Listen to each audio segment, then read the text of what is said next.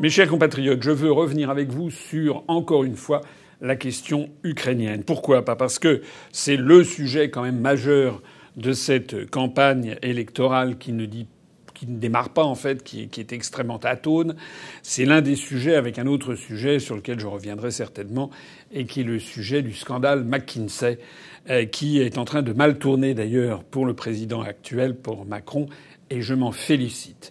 Mais je voudrais quand même revenir avec vous sur la question ukrainienne parce qu'il y a derrière ces questions des sujets d'une extrême importance géopolitique et en matière économique et en matière commerciale et en matière industrielle. Et j'ai le sentiment que les candidats à l'élection présidentielle, qui pour la plupart d'entre eux n'ont absolument pas le niveau de la fonction qu'ils briguent, eh bien que pour ces candidats-là, ils n'ont même pas réfléchi au fond du sujet, ni à ce qu'ils proposent. Je voudrais vous parler aujourd'hui de ce que j'appelle le mystère Brotherhood. Brotherhood, c'est quoi ? Ça veut dire fraternité en anglais.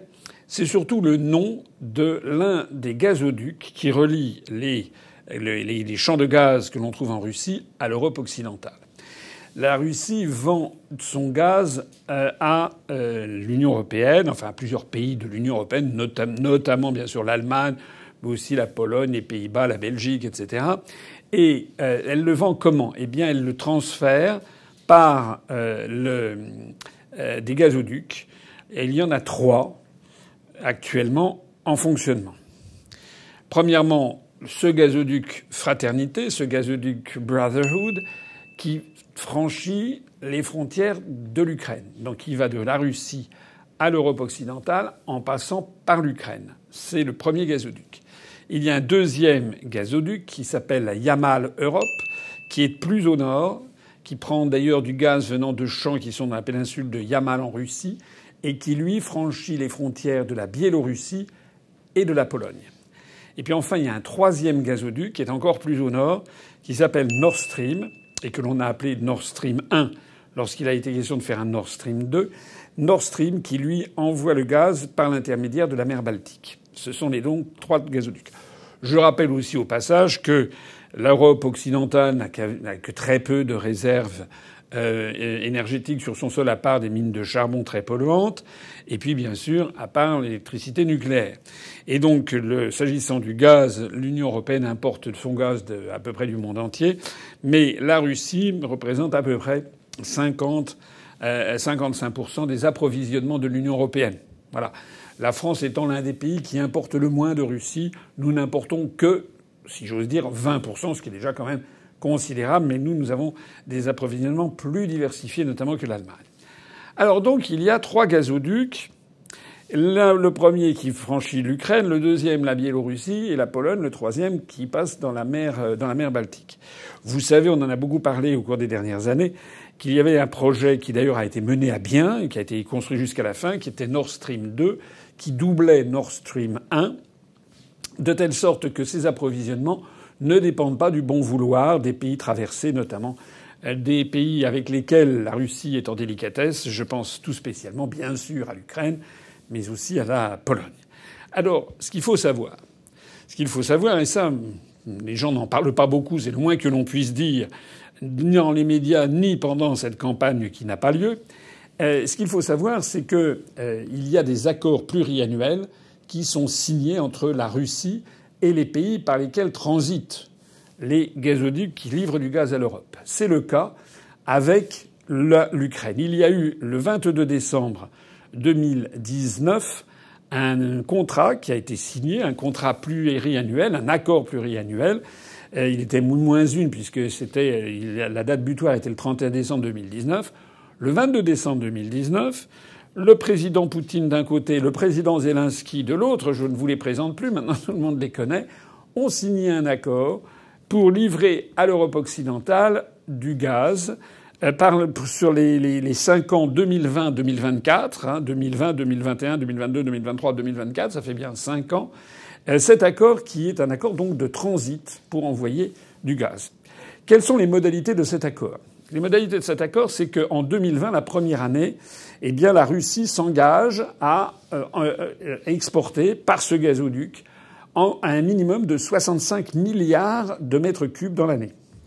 Et puis les 4 années suivantes, la Russie s'engage à exporter 40 milliards de mètres cubes de gaz en 2021, 40 milliards en 2022, etc., jusqu'en 2024, avec la possibilité quand même de monter jusqu'à 90 milliards de mètres cubes par an.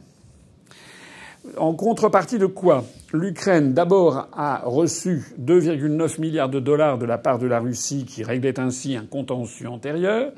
Deuxièmement, eh bien, les revenus pour l'Ukraine étaient estimés à minimum 7 milliards d'euros sur les 5 ans, sans doute d'ailleurs un peu plus, puisque en fait, on estime que l'année dernière, par exemple, l'Ukraine a eu 2 milliards d'euros de revenus de transit. C'est comme lorsque vous franchissez une autoroute, vous payez des droits de trafic. Lorsque vous avez un avion qui survole un territoire, il doit payer au territoire survolé, il doit payer une taxe. Eh bien là, c'est pareil. L'Ukraine donc remporte à peu près 2 milliards d'euros dans l'année. 2 milliards d'euros qui sont très importants, ou 2 milliards de dollars plus exactement. 2 milliards de dollars qui sont très importants pour l'Ukraine, puisque ça lui permet notamment d'entretenir tout son réseau routier. Alors on en est où? Eh bien alors, en 2020, il y a eu les 60 et quelques milliards de mètres cubes qui ont été livrés. En 2021, la moyenne de transit de gaz de Gazprom, c'est la très grande entreprise russe qui détient à elle seule 90%, je crois, des réserves de gaz au sein de la Russie, qui est une propriété essentiellement étatique, enfin majorité étatique. Eh bien, en 2021, le gazoduc Brotherhood a livré via l'Ukraine 114 millions de mètres cubes par jour sur l'année, ce qui équivaut à 41,6 milliards de mètres cubes sur l'année, soit un petit peu plus que les 40 milliards de mètres cubes par an qui étaient prévus dans cet accord du 22 décembre 2019 pour les années 2021-2024, et un quart de moins que les 65 milliards de mètres cubes qui étaient prévus en 2020. Je vous ai cité l'accord tout à l'heure. Mais le temps a avancé, et vous savez qu'à partir de la fin 2021, le conflit a commencé à se nouer entre la Russie et l'Ukraine, et au-delà, l'Europe occidentale, l'Union européenne et l'OTAN. Et donc, à partir de la fin de l'année 2021, Vladimir Poutine ayant envoyé des projets de traités internationaux sur l'architecture de sécurité en Europe orientale, l'Union européenne, l'OTAN et les États-Unis ayant mis ça à la poubelle, ayant opposé une fin de non-recevoir, Vladimir Poutine a commencé à masser ses troupes le long de la frontière avec l'Ukraine. Et le 4 janvier 2022, les observateurs ont noté que les flux de gaz à l'intérieur du gazoduc Brotherhood étaient redescendus à un niveau assez bas, de l'ordre de 50 millions de mètres cubes par jour, soit un rythme de 18,25 milliards de mètres cubes par an, donc très inférieur aux 40 milliards de mètres cubes par an prévus dans cet accord de décembre 2019. Alors pourquoi d'un seul coup y a-t-il eu moins de gaz qui a transité? Les Ukrainiens ont accusé les Russes d'agir afin d'augmenter le prix du gaz. Le Kremlin a rétorqué que c'était pas vrai, qu'il n'avait fait qu'honorer les contrats gaziers qu'il avait signés. Selon un certain nombre d'observateurs européens, le Kremlin voulait en fait réduire l'approvisionnement gazier global de l'Europe afin de mettre la pression sur la certification du gazoduc Nord Stream 2 qui venait d'être achevé et pour lequel les Américains faisaient d'ailleurs des pressions considérables pour qu'il n'entre pas en fonctionnement, ce qui pour l'instant d'ailleurs est le cas. Le gazoduc Nord Stream 2, qui avait vocation à faire baisser le volume de gaz transitant par l'Ukraine pour le contourner, eh bien les Américains en fait ont mis une espèce de veto. Un veto qu'ils n'ont pas le droit de faire, bien entendu, mais simplement des pressions politiques et militaires considérables sur l'Allemagne pour qu'il renonce à ce projet. C'est un véritable gâchis scandaleux. Ce sont des milliards de dollars qui risquent de partir en fumée. La France a d'ailleurs participé à la construction de ce gazoduc Nord Stream 2. Et en définitive, pour l'instant, eh bien, ils se morfondent puisqu'il n'est toujours pas en fonctionnement.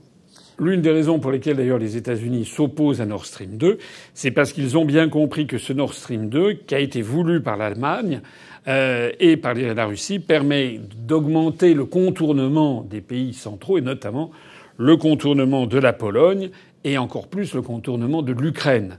Or, les États-Unis qui au même moment, essayait depuis un certain nombre d'années de pousser l'Ukraine à entrer dans l'OTAN et à en faire finalement la base avancée des intérêts américains contre la Russie, ce que Poutine ne veut pas, eh bien les Américains ont compris que Nord Stream 2 menaçait directement l'économie ukrainienne.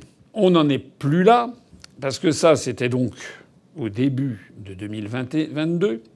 Mais depuis une dizaine de jours, et là je vous parle, nous sommes le 28 mars, depuis une dizaine de jours, disons depuis à peu près la mi-mars, alors même que la Russie est intervenue et intervient militairement en Ukraine depuis le 24 février, donc 3 semaines après, et on assiste à quoi? On assiste en fait à une augmentation considérable des achats de l'Union européenne à la Russie, des achats de gaz. Moscou continue d'approvisionner de façon très abondante l'Union européenne à sa demande. Il y a près de 17 milliards d'euros qui ont été versés par l'Union européenne depuis l'intervention militaire russe le 24 février dernier. Selon les dernières estimations du réseau européen des gestionnaires de réseaux de transport de gaz, l'organisme s'appelle Lenstog, la Russie a vendu 1 770 millions de mètres cubes lors des 7 premiers jours de janvier 2021, c'est-à-dire un rythme de 88,6 milliards de mètres cubes par an, et a vendu plus de 2 600 millions de mètres cubes de gaz à l'Union européenne dans la semaine allant du 14 au 20 mars. C'est un rythme colossal de 135,6 milliards de mètres cubes par an. C'est très important. Et cela donc alors même que le projet de gazoduc Nord Stream 2 a été suspendu. Ça veut donc dire que cette masse de gaz qui est actuellement achetée par l'Union européenne, et notamment l'Allemagne, à la Russie, eh bien, transite par les 3 gazoducs dont je vous parlais au début de cet entretien. Premièrement, Brotherhood par l'Ukraine. Deuxièmement, Yamal Europe par la Biélorussie et la Pologne. Et troisièmement, par Nord Stream 1. Parmi les 2 600 millions de mètres cubes par semaine de gaz à l'Union européenne qui ont été envoyés dans la semaine du 14 au 20 mars, on estime qu'il y en a 650 millions de mètres cubes, c'est-à-dire exactement 25%, qui ont transité par l'Ukraine, qui ont transité par Brotherhood. Alors tout ceci m'amène à faire quand même quelques commentaires qu'il est quand même extravagant que je sois obligé de faire moi et que ce ne soit pas les grands médias français qui le fassent pour la population et que ce ne soit pas non plus d'ailleurs les candidats à l'élection présidentielle dont à mon avis aucun d'entre eux n'a dû se pencher sur cette question qui est pourtant absolument stratégique. Ils préfèrent faire des petites phrases du style « est-ce qu'on a le droit ou non de dire Macron assassin ? Est-ce que c'est un malentendant ? Est-ce que… » Enfin tout ça c'est… Mais c'est tellement minable ces débats, ces polémiques. Alors moi les commentaires que je fais là-dessus c'est quoi ? C'est premièrement que le gaz vendu par la Russie à l'Union européenne a augmenté au cours des dernières semaines.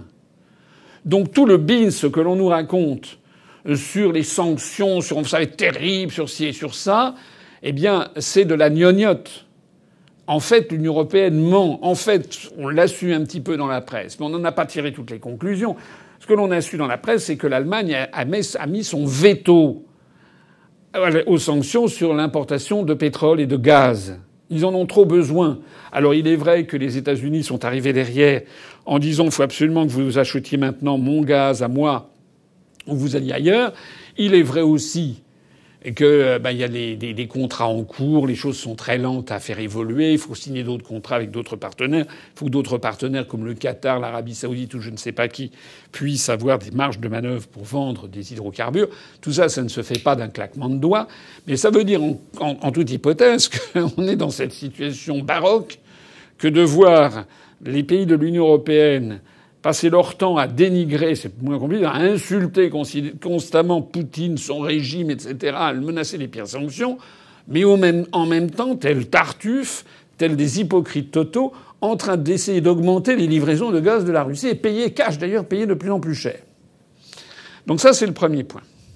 Le deuxième commentaire, c'est que, d'après les informations que j'ai pu glaner sur Internet, et pas seulement sur des sites français, la part de gaz qui a été vendu par la Russie à l'Union européenne et qui a transité par l'Ukraine a augmenté de 10% par rapport à l'an dernier. Ça veut donc dire, et ça c'est le troisième point, que l'Ukraine va encaisser sans doute nettement plus de 2 milliards de dollars sur ce trafic qu'elle n'a pas coupé. Sur l'année 2022, elle va peut-être ramasser, on est encore pour l'instant dans le premier tiers, le premier quart de l'année, mais ça veut dire quand même qu'elle va se faire beaucoup d'argent, des milliards de dollars sur cette affaire. Alors, je me permets d'insister. L'Ukraine, compte tenu de sa position géographique, aurait pu couper le gazoduc qui livre du gaz russe à l'Union européenne. On fait porter le chapeau, d'ailleurs, sur l'Union européenne et sur l'Allemagne qui n'a pas voulu arrêter les livraisons de gaz, mais l'Ukraine aurait pu arrêter les livraisons de gaz puisqu'ils sont en guerre avec la Russie. Mais pas du tout. Ils continuent comme le business, comme avant. Alors la conclusion. La conclusion de ça, c'est que je suis effaré que les autorités françaises au plus haut niveau, c'est Macron responsable numéro 1, suivi par Bruno Le Maire, suivi par le ministre de l'Industrie, suivi par les journalistes, suivi par les candidats à l'élection présidentielle, que personne n'ait remarqué qu'actuellement, ce qui prédomine en France comme débat, et même au niveau international, c'est haro contre qui? Non pas contre l'Ukraine qui laisse passer le gaz russe et qui se fait 2 milliards de dollars avec l'assentiment des Russes. Non pas contre l'Union européenne qui a versé 17 milliards de dollars à la Russie, ce qui lui permet d'ailleurs de financer son matériel militaire. Non, c'est haro contre les sociétés françaises. Mince alors. On a vu Zelensky, cet acteur de série B, cet escroc qui a détourné plus de 41 millions de dollars à son profit, dont le nom revenait sans arrêt dans les Pandora Papers, qui a acquis frauduleusement des appartements, des immeubles à Londres, dans les quartiers les plus huppés de Londres. Ce monsieur qui est un escroc, en fait, et qui est bien entendu un agent américain. Eh bien, monsieur Zelensky, mais aussi le ministre des Affaires étrangères ukrainien, ont exigé que la France ferme, que les entreprises françaises présentes en Russie ferment, notamment Auchan, Leroy Merlin, Decathlon, qui appartiennent au groupe de la même famille, la famille de milliardaires Mulliez, qui est des gens du nord de la France.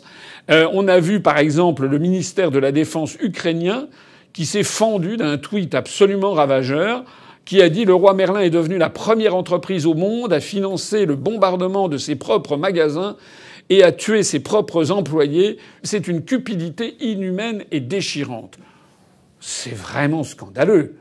C'est vraiment scandaleux. Il a dit ça parce qu'effectivement, il y a eu un magasin Leroy Merlin qui a été frappé par une frappe d'origine russe. Si j'ai bien compris d'ailleurs, c'était un magasin Leroy Merlin dans un centre commercial.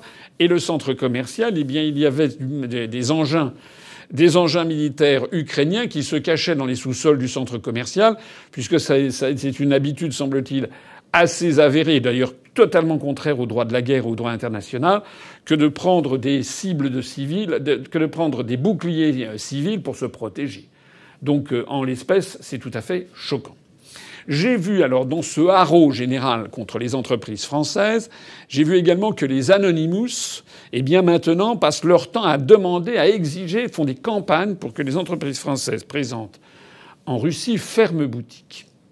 Et j'ai vu malheureusement, bien sûr, que M. Zelensky, lorsqu'il a été reçu par visioconférence au Parlement, il a eu une standing ovation, comme on dit, c'est-à-dire tous les parlementaires debout en train d'acclamer ce monsieur qui exigeait la fermeture de nos entreprises.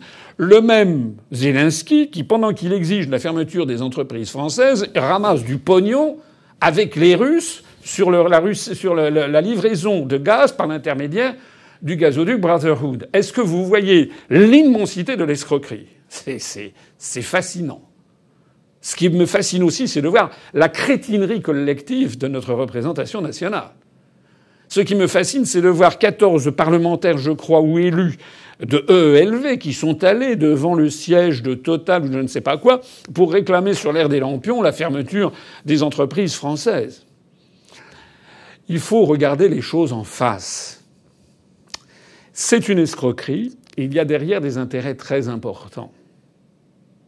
Et je voudrais parler des entreprises, justement, et de leurs réactions. Le groupe de la famille Mulliez, c'est-à-dire Auchan, Decathlon, Leroy Merlin, ce sont des magasins qui sont extrêmement présents dans toute la Russie. C'est un développement international qui a très bien réussi au groupe Mulliez. Bon. La famille Mulliez, qui a reçu des pressions colossales, a dit qu'il resterait en Russie. Alors c'est un scandale, comment pouvez-vous? Alors là, évidemment, on va montrer des photos de personnes tuées, etc. Bien sûr que les photos de personnes tuées, c'est épouvantable. Mais enfin, la politique internationale, la politique de façon générale, on ne donne pas dans l'émotionnel. Est-ce qu'on montre également, toujours la même ancienne, toujours la même histoire, est-ce que l'on montre les photos des personnes dans les républiques de l'Est, les républiques russophones qui ont été tuées? Est-ce qu'il y a des tués qui valent plus que d'autres? Est-ce que l'on montre par ailleurs les ravages des guerres américaines? Non.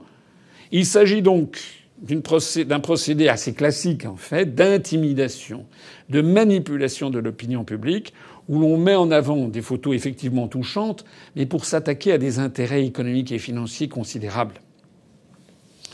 Alors, la famille Mulliez a fait savoir que s'ils quittaient la Russie, ils ont, je crois, un nombre considérable d'employés, des dizaines de milliers d'employés à travers toute la Russie. Ces gens vont se retrouver au chômage.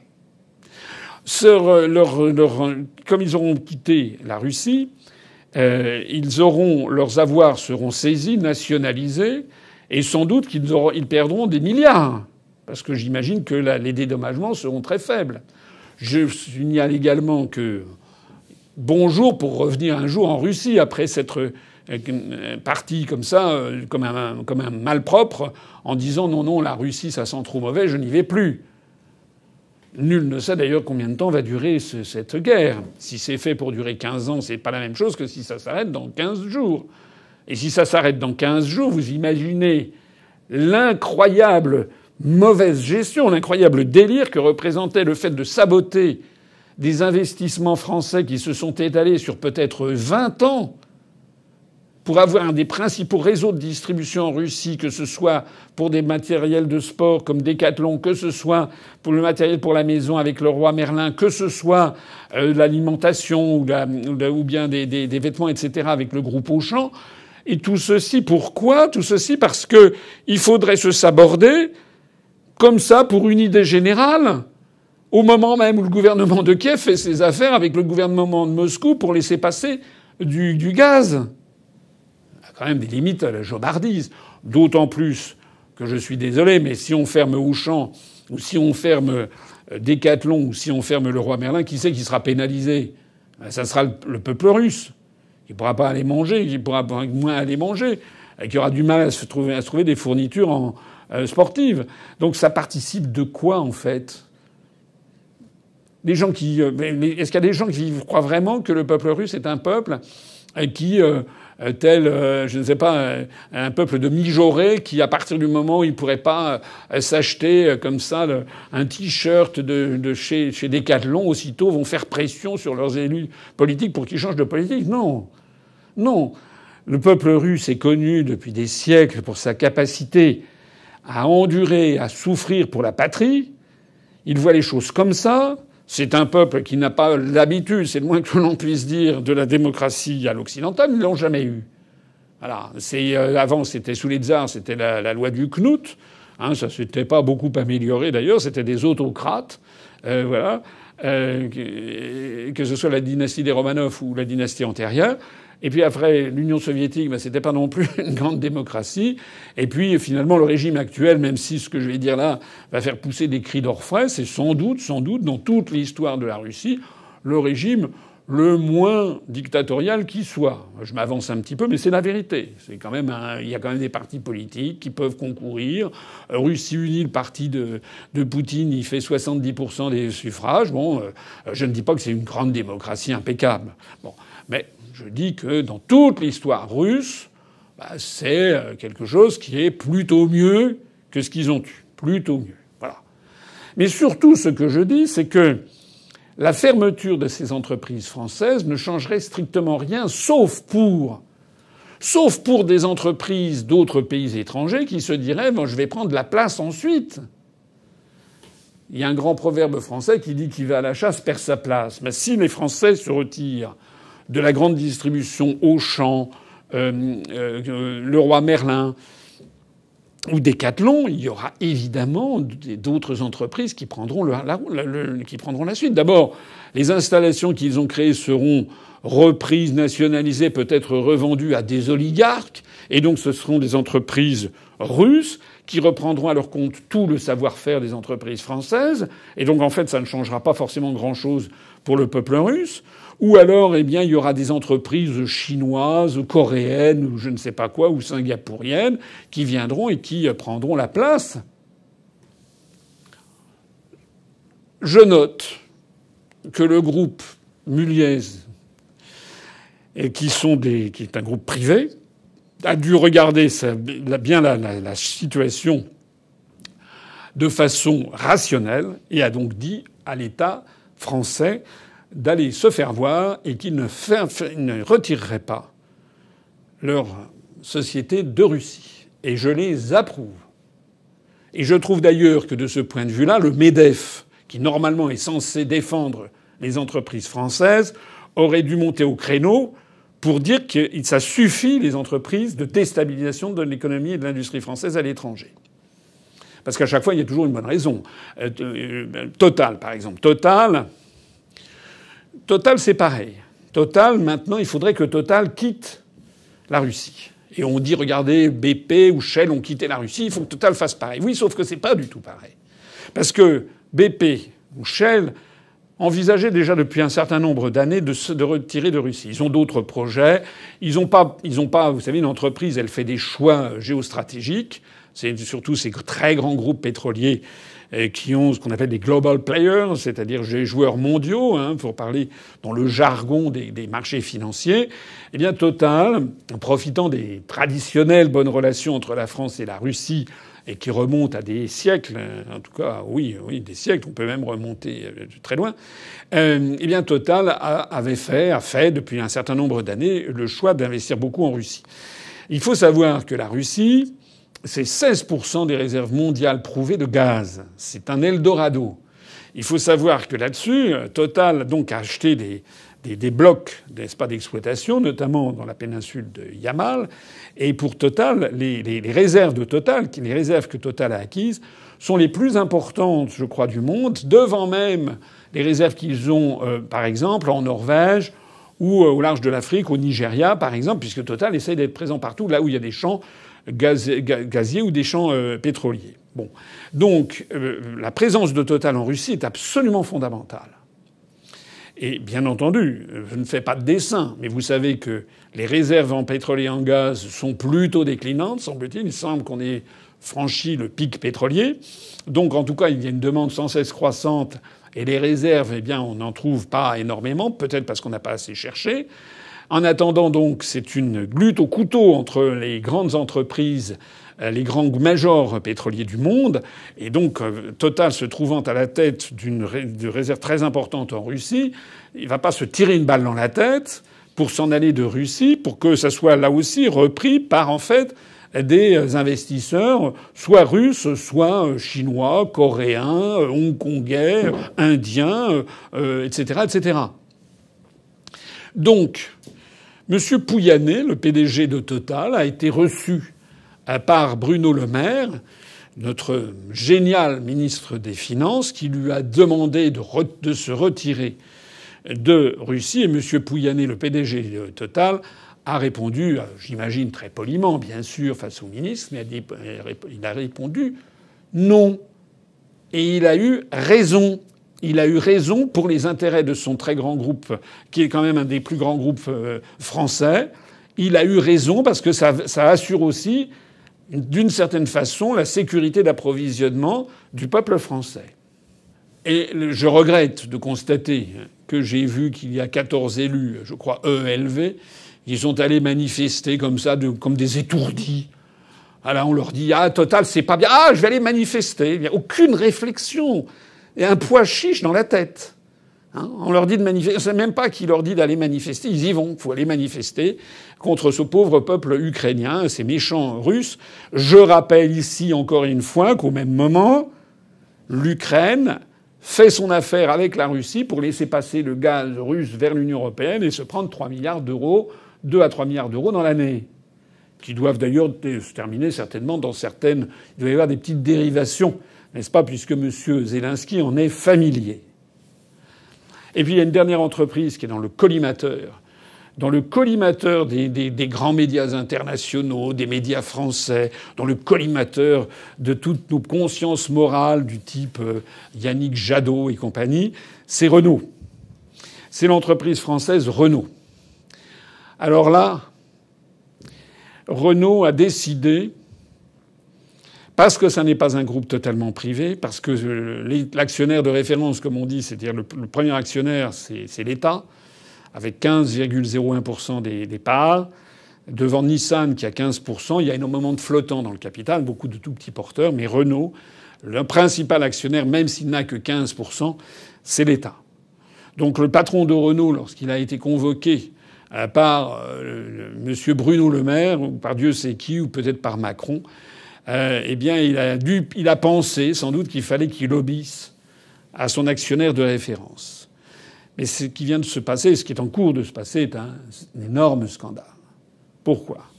Parce que Renault avait comme principale réussite internationale sa présence en Russie. Il avait une participation très majoritaire dans le premier constructeur automobile russe qui s'appelle Autovaz, qui fabrique notamment la Lada, enfin la marque Lada. Et ce premier constructeur russe, donc Autovaz, était contrôlé par Renault à hauteur de 68% depuis 5 ans. C'est-à-dire que la France possède, enfin la France, Renault possédait à 15% par l'État français, Renault possède 68% du capital de premier fabricant d'automobiles en Russie. C'est la plus importante base stratégique de Renault en dehors de l'Europe. Donc, se retirer de Russie, c'est un suicide. C'est plus qu'une catastrophe, c'est un suicide pour Renault. La Russie est le deuxième débouché commercial mondial pour Renault après la France. En 2021, Autovaz, donc propriété à 68% de Renault, a fabriqué 482 200 véhicules, dont 350 700 Lada. Avec les exportations, Autovaz a écoulé au total 385 200 véhicules.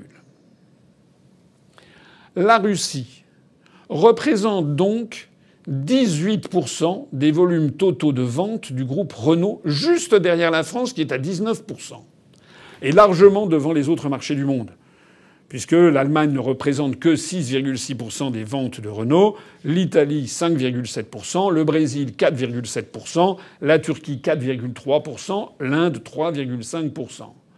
La Russie 18%. Les deux sites de fabrication automobile d'Autovaz se situent à Ijevsk et à Togliatti. Togliatti, qui est une ville de Russe qui a été baptisée du nom du secrétaire général du Parti communiste italien dans les années 50. Togliatti, où ce sont des villes industrielles. Il y a au total 40 000 salariés qui travaillent pour ce groupe Autovaz, possédé à 68% par Renault. Et ils ont produit l'an passé 412 300 véhicules, y compris des Logan, des Sandero pour Renault. C'est la principale usine à l'étranger, les deux principales usines à l'étranger. L'usine roumaine de Renault en Roumanie, à Pitezzi, qui fabrique des Dacia, n'a fabriqué que 257 000 véhicules. L'usine turque à Bursa de Renault, 248 000 véhicules. L'usine à Tanger au Maroc de Renault, 230 000 véhicules. Au Brésil, à Curitiba, l'usine Renault n'a produit que 178 000 véhicules. Donc les deux usines russes, la principale étant à Togliatti, à elle seule, avec 286 700 véhicules, c'est la première usine de Renault dans le monde avant même la France, puisque le premier site de fabrication de Renault en France, c'est celui de Batilly, qui est spécialisé dans les utilitaires et qui a culminé à 142 000 véhicules fabriqués en 2021. Voilà. Alors, normalement, avec un fleuron de cette nature, Renault devrait évidemment rester en Russie, bien sûr. Et pourquoi Renault a-t-il annoncé qu'il allait s'en aller? Uniquement parce que le président a été convoqué par Macron ou par Bruno Le Maire en tant qu'actionnaire de référence. Il a dû dire, cher ami, vous comprenez, pour des hautes raisons politiques, eh bien, il faut fermer boutique. Alors, je dis que non. Ça, c'est un véritable scandale. Et je voudrais conclure cet entretien ici de façon tout à fait déterminée. Un chef d'État, ça n'est pas quelqu'un qui est là, qui fait des virevoltes, comme un danseur mondain qui fait une espèce de valse et qui écoute l'air du temps. Et puis il y a Monsieur Joseph Robinette Biden qui proteste, qui dit voilà, on a les Allemands qui froncent le sourcil, et donc d'un seul coup, il n'y a plus personne, il n'y a plus aucun courage, et on se dit très bien, oui, il faut absolument, voilà, sans rien étudier du dossier, on va effectivement fermer Renault. Non. Un véritable chef d'État, c'est quelqu'un qui sait dire non. Comme l'avait fait De Gaulle, dire non lorsque les intérêts les plus fondamentaux de la France sont en jeu. Et même d'ailleurs lorsque les intérêts des Français sont en jeu, sans même forcément qu'ils soient fondamentaux. Parce que si on a un président de la République qui ne défend pas les intérêts des Français, qui est-ce qui va les défendre à sa place? Donc il faut absolument que le prochain président de la République, personnellement, j'espère évidemment, que ce sera surtout pas Macron. Surtout pas 10 ans de Macron, parce qu'il n'y aura plus de France. Mais j'espère que le prochain président de la République, l'une des premières décisions qu'il devrait prendre, c'est de convoquer le président de Renault et de dire non. C'est l'actionnaire de référence qui est l'État vous demande de rester en Russie. Et comme l'élection est finalement assez proche, puisque nous sommes le 25 mars, puis le premier tour c'est le 10 avril, le deuxième tour le 24 avril, donc dans un mois, eh bien on saura qui est le prochain président. Eh bien j'espère que le président de Renault a eu l'habileté de faire passer le message aux autorités russes que s'ils attendent peut-être encore un mois, peut-être que ça ne sera pas le même président. J'espère aussi que les Russes accepteraient volontiers que Renault revienne sur sa décision et décide de rester en Russie. Puisque, encore une fois, je reviens là-dessus, que je ne veux plus entendre qui que ce soit m'expliquer que c'est quand même scandaleux ce que je dis parce que il y a des morts en Ukraine et que je suis insensible. Non. Le premier à être insensible aux morts en Ukraine, c'est M. Zelensky. Et c'est M. Biden. M. Zelensky qui, lui, s'il voulait vraiment pénaliser la Russie, la première chose qu'il devrait faire, c'est couper le fameux gazoduc Brotherhood qui rapporte 2 à 3 milliards de dollars à l'Ukraine. Donc il lance une campagne de diversion de l'opinion publique mondiale et ukrainienne et française, comme si le régime de Poutine allait s'effondrer parce que tout simplement les magasins Leroy Merlin allaient changer de propriétaire au fin fond de la Sibérie, ou bien qu'à Togliatti, eh bien l'entreprise serait nationalisée. Non, ce qui se cache derrière, c'est beaucoup plus grave. C'est une véritable guerre économique. En général, dans ces genres d'affaires, je rappelle au passage que j'ai quand même été dans ma vie délégué général à l'intelligence économique. Et si Nicolas Sarkozy m'avait nommé délégué général à l'intelligence économique, c'était pas forcément parce que j'étais le roi des imbéciles. L'intelligence économique consiste à essayer de voir toutes les menées adverses qui sont faites contre les entreprises françaises. Et on en a des tonnes. L'histoire du benzène dans le Perrier, par exemple.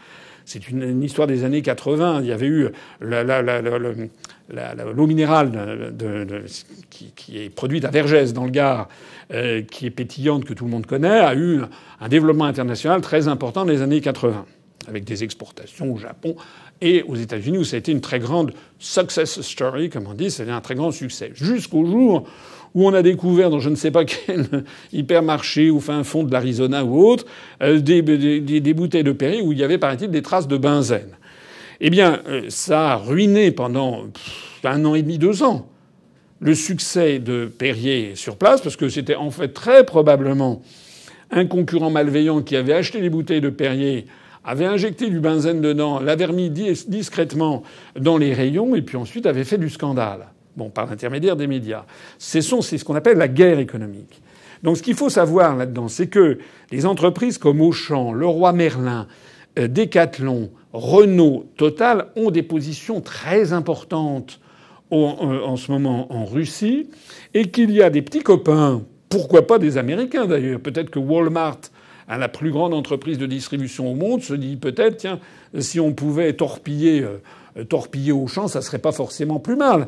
Donc il peut y avoir des manœuvres dans ce genre de direction pour essayer de torpiller les intérêts français. Voilà. C'est ce que je voulais vous dire.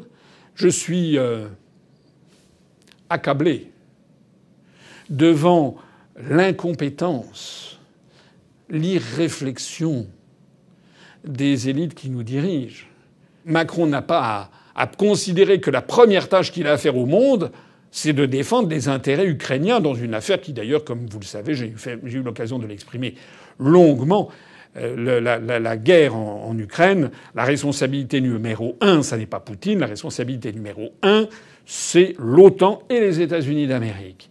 Mais Macron devrait, par exemple, faire ce que fait Viktor Orban en Hongrie, où Viktor Orban a dit qu'il était hors de question que la Hongrie livre des armes à l'Ukraine et qu'il était hors de question que la Hongrie prenne des sanctions contre la Russie, que ce n'était pas son affaire, que ce n'était pas la guerre de la Hongrie. Et Orban a dit qu'il ne voulait pas que ce soit le peuple hongrois qui paye cette guerre par une augmentation phénoménale du gaz qui lui sera livré. Je suppose d'ailleurs que le gaz russe livré à la Hongrie sera facturé par les Russes à un niveau tout à fait sympathique. Voilà.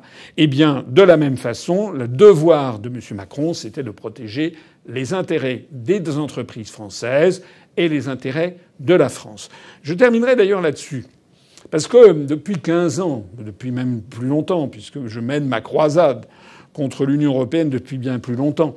Mais depuis 15 ans qu'elle est devenue publique et que j'ai créé l'UPR, j'ai souvent entendu dire des gens qui me disent « Mais vous vous rendez pas compte, jamais les grandes entreprises ne vous soutiendront, vous ne pouvez pas aller contre l'avis du MEDEF pour accéder à l'Élysée, ici et ça. » Eh bien, ce qui est en train de se passer, et je m'adresse ici à certains très grands chefs d'entreprise, c'est vrai que la construction européenne leur a servi de façon considérable, y compris pour l'évasion fiscale, pour les délocalisations, etc.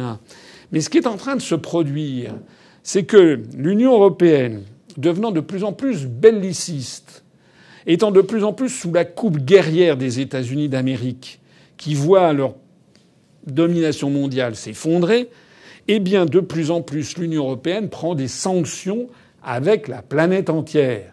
Avec la Russie, avec la Birmanie, avec la Turquie, avec la Syrie, avec la Libye, avec le Venezuela, avec Cuba, avec l'Iran. Bientôt, on comptera sur les doigts d'une main les pays avec lesquels l'Union européenne n'a pas pris de sanctions. Eh bien ça, je voudrais attirer l'attention des dirigeants des plus grands groupes français qui m'écoutent, s'ils m'écoutent. Moi, je n'ai jamais été contre l'industrie. Au contraire. Dans la grande tradition gaullienne, je rappelle que celui qui a fait le plus pour la France industrielle, c'est Charles de Gaulle. Au moment même d'ailleurs où il développait ses idées de participation des travailleurs, en essayant de faire participer mieux les travailleurs au profit des entreprises. Avec ce côté social et original qui cherchait une troisième voie entre capitalisme pur et dur et socialisme.